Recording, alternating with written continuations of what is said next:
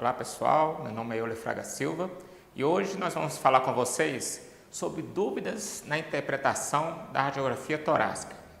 Eu tenho visto que colegas e alunos nossos sempre ainda têm algumas dúvidas na hora que pega o raio-x de tórax para avaliar. Vamos discutir alguma delas aqui com vocês, esperamos esclarecê-las.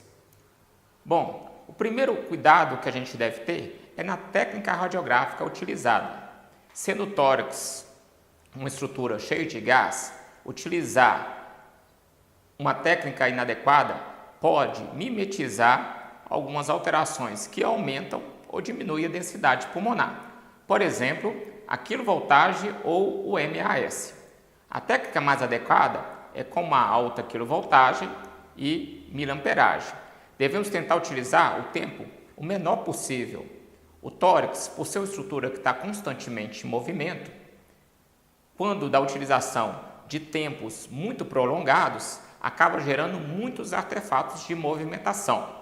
Se não for possível aumentar muito o tempo, uma dica que fica é a sedação do animal, com isso diminuindo tanto a quantidade de movimentos respiratórios como a sua amplitude.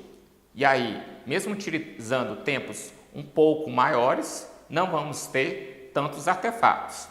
É importante também utilizar na técnica radiográfica a mesa Book com grades difusora, principalmente para aqueles animais cujo tórax tem mais de 10 centímetros.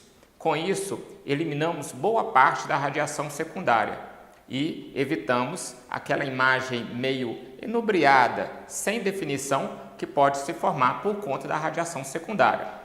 O uso do colimador, diminuindo para uma área menor possível a ser radiografada, também diminui a quantidade de radiação secundária. As técnicas de revelação ou de processamento do raio-x digital também devem ser adequadas, porque se revelarmos o filme inadequadamente ou utilizarmos um excesso de contraste na hora do processamento digital da imagem, podemos criar artefatos que mimetizam, por exemplo, um quadro de padrão bronquial no pulmão. A tranquilização, então, sempre deve ser pensada naqueles casos em que o paciente não for muito colaborativo. Uma vez a técnica sendo adequada, teremos uma imagem adequada para avaliar. Eu sempre costumo dizer que um raio-x ruim, além de não levar ao diagnóstico, pode levar a algum erro importante nessa avaliação. Esse caso, por exemplo, a gente tem campos pulmonares muito radiotransparentes, com pouca determinação dos vasos pulmonares, indicando que houve uma superexposição da imagem. Nesse outro caso, a gente tem uma imagem subexposta, onde as estruturas ficam bastante radiopacas. O raio-x deve ser feito principalmente na sua fase inspiratória, isso é, com o pulmão cheio de ar. É claro que muitas vezes é difícil fazer com que o animal fique quieto o suficiente para disparar no exato momento da sua expiração. Então temos que avaliar o raio-x depois e ver em qual momento nós pegamos. Vejam aqui, o primeiro ponto de referência é o que a gente chama de ângulo costo-diafragmático. Na posição laterolateral, esse ângulo entre o pulmão e a coluna vertebral deve estar caudal à 12ª costela e na posição ventrodorsal deve ser caudal à 10ª costela. Dessa forma, sabemos que o raio-x foi feito na inspiração máxima. Outros sinais devem ser observados, como, por exemplo, o diafragma plano, uma maior separação entre a silhueta cardíaca e o diafragma e, com isso, conseguimos um melhor contraste entre essas estruturas. O raio-x expiratório, se a gente fizer no momento que o animal solta o ar, nós podemos ter uma série de erros aí. O diafragma fica mais curvo, existe um aumento da densidade dos campos pulmonares que estão com menos ar dentro deles. Isso diminui o contraste entre as diversas estruturas e pequenos nódulos podem não ser visualizados e existe um falso aumento da silhueta cardíaca. Com o tórax menos inflado, a silhueta cardíaca fica proporcionalmente maior. Então vejamos aqui. Esse primeiro é um raio-x inspiratório, cujo ângulo costo-diafragmático entre o diafragma e a coluna vertebral está lá na 12º espaço intercostal. O diafragma se apresenta plano, os campos pulmonares, então, bem preenchidos de ar. Isso nos permite um bom contraste entre as estruturas. Perceba que a silhueta cardíaca mostra pouco contato ou nenhum contato com o diafragma e pouco contato com o externo.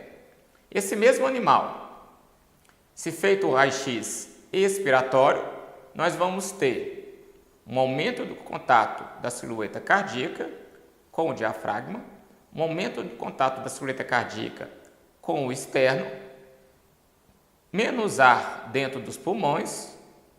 Isso leva a um aumento de densidade dos campos pulmonares.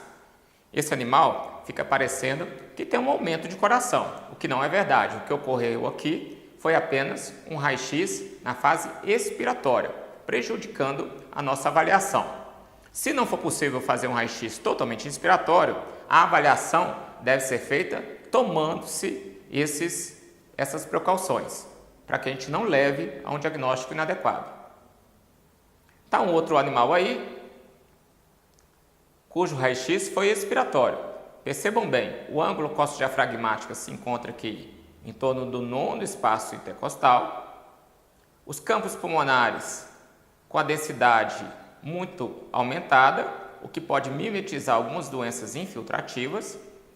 E a silhueta cardíaca acaba ficando com contato muito grande com o diafragma e com o externo, o que nos leva a crer que existe um aumento, mas esse aumento pode estar sendo falsamente fabricado aí. O mesmo animal, se feito inspiratório, nós vamos ter um ângulo costo-diafragmático lá no último espaço intercostal, os campos pulmonares bem cheios de ar, ficam bem radiotransparentes, nós conseguimos ver uma maior contraste entre as estruturas intratorácicas e já a silhueta cardíaca não parece tão aumentada dentro do tórax. Então, esse cuidado da fase respiratória, se é feito na inspiração ou na respiração, ele é fundamental para evitar esse tipo de equívoco. Vamos falar agora um pouco sobre cada uma das estruturas intratorácicas e o que pode acontecer. A primeira ideia, que gera muita dúvida, é a traqueia, pois muitas vezes o clínico tem a suspeita do colapso devido à apresentação do histórico e do exame físico. Aquele animal que tosse demais, tem uma sensibilidade traqueal muito aumentada e já foram descartadas outras patologias respiratórias. A dúvida aqui fica quanto à presença ou não do colapso no raio-x. Nesse caso, devemos lembrar que nem sempre que vemos uma pequena variação no diâmetro, existe um colapso de traqueia. Essa mudança discreta de diâmetro, ela é normal e vai acontecer de acordo com a fase de inspiração ou de expiração.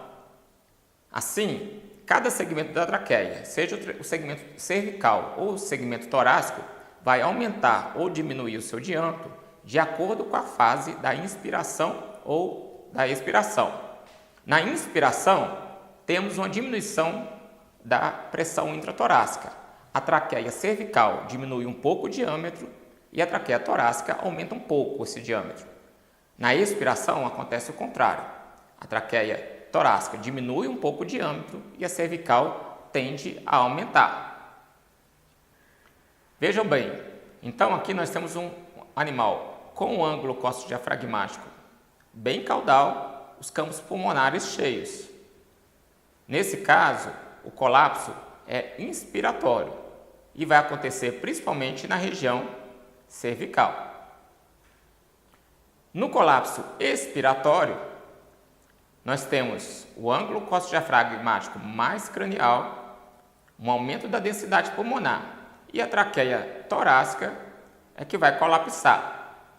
Então, o ideal para colapso de traqueias é que possamos fazer raio-x tanto inspiratórios quanto expiratórios, porque em cada uma das fases, o segmento torácico ou cervical vão poder colapsar. Isso aumenta a chance do diagnóstico, mas a não visualização do colapso, mesmo que nós façamos as duas exposições, não exclui esse diagnóstico, porque a gente deve lembrar que o colapso de traqueia é um processo dinâmico e às vezes no momento da exposição a traqueia apresentava o curso de âmbito normal. Se pudéssemos fazer exposições seriadas, a gente talvez conseguisse ver essa alteração. O uso da fluoroscopia nesse caso pode nos dar uma ajuda. Outra técnica fácil de visualizar o colapso é na broncoscopia, mas o que vale a pena lembrar aqui é que o raio-x normal não exclui o diagnóstico de colapso de traqueia.